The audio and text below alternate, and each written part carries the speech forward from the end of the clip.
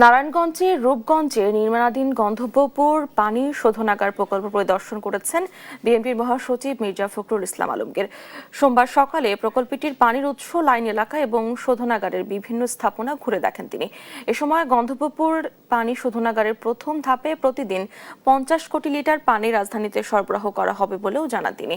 এছাড়া চলতি বছরের ডিসেম্বরের মধ্যে পরীক্ষামূলক ও আংশিক পানি সরবরাহ শুরু সহ আগামী 1 বছরের মধ্যে প্রকল্পটির পূর্ণাঙ্গ কার্যক্রম চালুর মাধ্যমে রাজধানীতে নিয়মিত পানি সরবরাহ নিশ্চিত করার আশাবাদ ব্যক্ত করেন মন্ত্রী।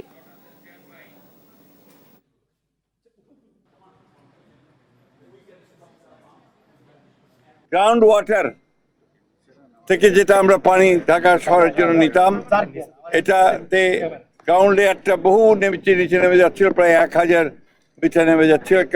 একটা ভয়াবহ একটা পরিস্থিতির সৃষ্টি হতে যাচ্ছে। সেটাকে মোকাবেলা করার জন্য মেঘনা থেকে পানি নিয়ে এসে পানিকে ট্রিটমেন্ট করে ঢাকা মহানগরীর নাগরিকদের পানি সরবরাহ করার ওয়াসা এই প্রজেক্ট গ্রহণ করেছে।